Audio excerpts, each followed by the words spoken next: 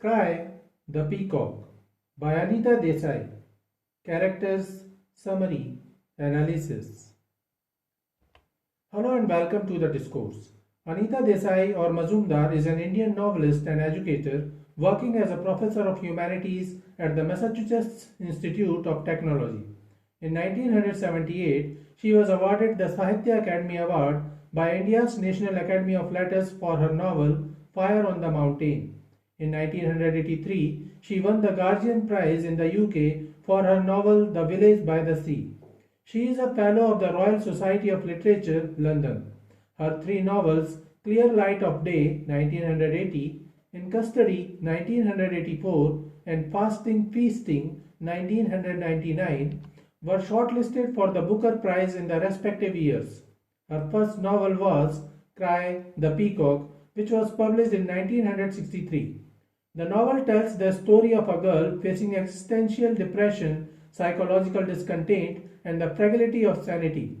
The novel explores subjects like conjugal disharmony, absence of personality, idealism, and a feeling of aimlessness in life in a patriarchial society. The novel looks at the restrictions placed on women. The protagonist's fight for independence and self-expression draws attention to the limited roles and expectations for women in her social environment. Themes of Cry, the Peacock. The novel discusses the psychic tumult of the protagonist and highlights the impact of unfulfilled expectations, cultural norms, emotional solitude, and fear of death. The book explores a variety of subjects, including human introspection, the impact of suppressed emotions, and the fine border between sane and crazy. In a patriarchal society where a woman feels suffocated and restricted in her efforts of self-exploration, Maya, the protagonist, suffers an existential crisis. The novel delves into her quest for the meaning of life in a world that seems heartless. Those who have read A Song of Ice and Fire or have seen the Game of Thrones series may compare Maya's character with that of Cersei Lannister. Characters of Cry, the Peacock. Maya is the protagonist of the novel. She is a sensitive young married girl who is haunted by a childhood prophecy of a fatal disaster. She is the daughter of a rich advocate in Lucknow. Being alone in the family with her mother, dad, and her brother having gone to America to carve his own independent destiny, she gets the most of her father's affection and attention. Gautam is her husband who used to work as an assistant to her father. Gautam is a good and loyal friend of her father. Since her father trusts him completely, he arranges for Maya's marriage with Gautam. However, the couple suffers conjugal disharmony. Though Gautam is loyal and responsible, he is twice the age of Maya and his view of the world is completely different from that of Maya. Gautam's mother is a wise elderly woman who tries to help Maya. Arjun is Maya's elder brother who goes to America for higher studies and settles there. Rai Sahib is father of Maya, who is a successful, reputed lawyer. He loved his wife and after her death, he devoted himself to his kids. However, Arjun, his elder son, goes away to America and he devotes all his affection and attention to his daughter Maya. Gautam's younger sister is a compassionate woman who visits her at times. The albino seer was an astrologer whom Maya met during her teenage. He tells her that within 4 years of her marriage, someone will die that will ruin her married life. Maya believes that she will die. Toto is Maya's pet dog. Summary of Cry, the Peacock.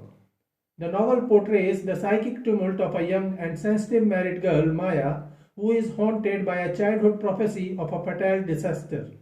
She is the daughter of a rich advocate in Lucknow.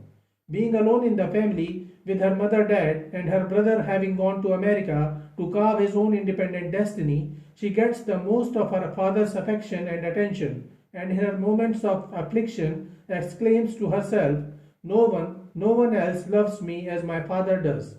The excessive love Maya gets from her father makes her have a lopsided view of life. She feels the world to be a toy made especially for her, painted in her favorite colors and set to move according to her tunes. Rai Sahib, her father, spends all his quality time with his caring daughter.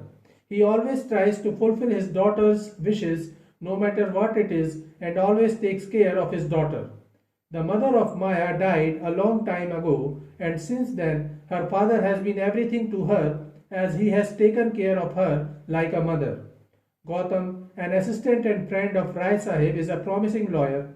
He is a trustworthy friend of Rai Sahib and respects him, but he is a bit arrogant. As Rai Sahib grows old, he wonders what will happen to his daughter after him, and thus he begins to look for a suitable match for her.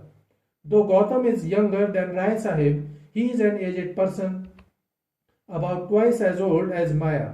Yet he is unmarried because he spent most of his time making his career.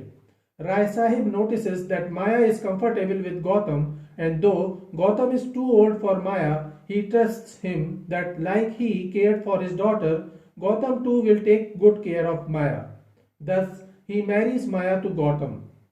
The thinking of Maya and Gautam is very different because of a huge difference in their age, but still, Maya's father married her to Gautam. Gautam is a spiritual person, whereas Maya is a materialistic woman, and he fails to satisfy her in bed as he is much older than Maya.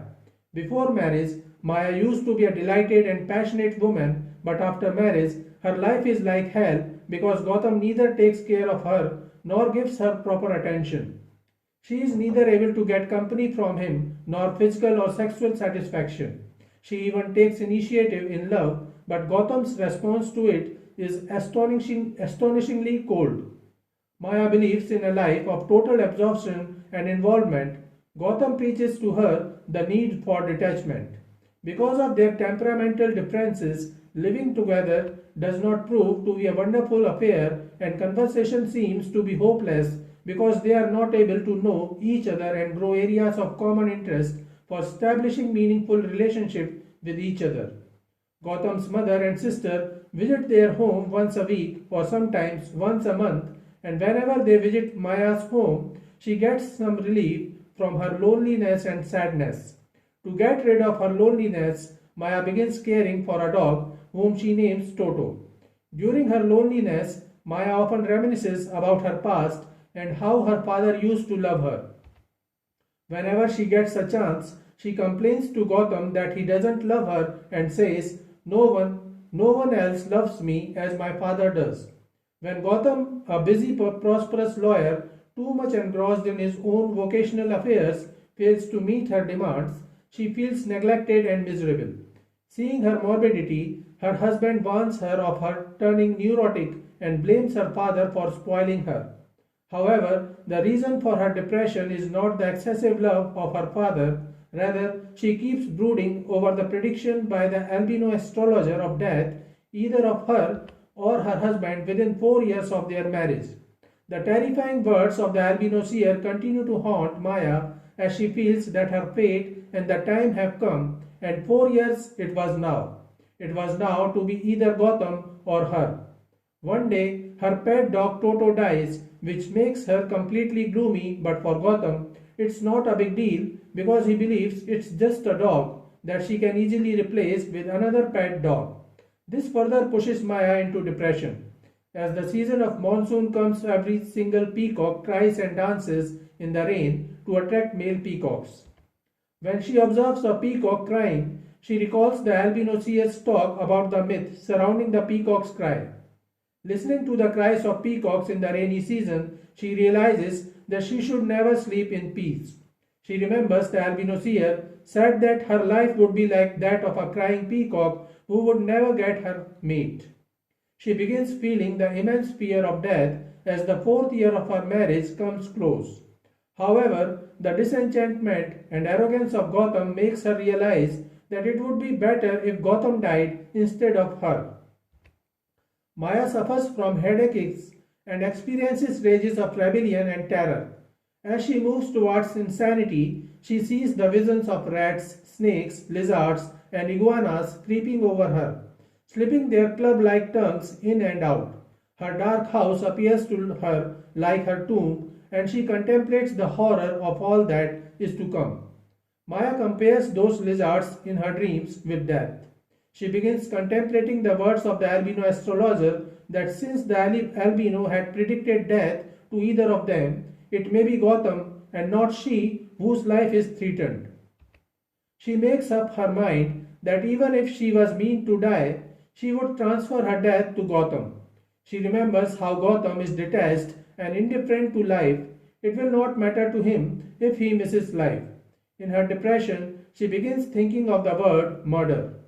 A strong dust storm rages the town that afternoon, and when Gotham returns home, Maya asks him if the dust storm caused any problem to him. Gotham is so much lost in his work that Maya finds him oblivious of the dust storm. This further affirms Maya's wish to transfer her death to him as he is oblivious to life and happenings. Maya asks him to accompany her to the roof of the house to enjoy the cool air. He accompanies her, lost in his own thoughts. Passing out of the room, Maya catches sight of the bronze Shiva dancing and prays to the Lord of Dance to protect them. As they climb to the roof, Maya sees a cat suddenly speeding past them in a state of great alarm. They walk towards the terraced end, Maya looking enraptured at the pale hushed glow of the rising moon.